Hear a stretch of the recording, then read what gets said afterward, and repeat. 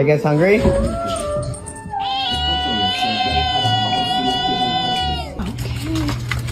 Alright, go finish theirs. No. Arkadaşlar o işler bakmakla olmuyor. Yapmakla oluyor.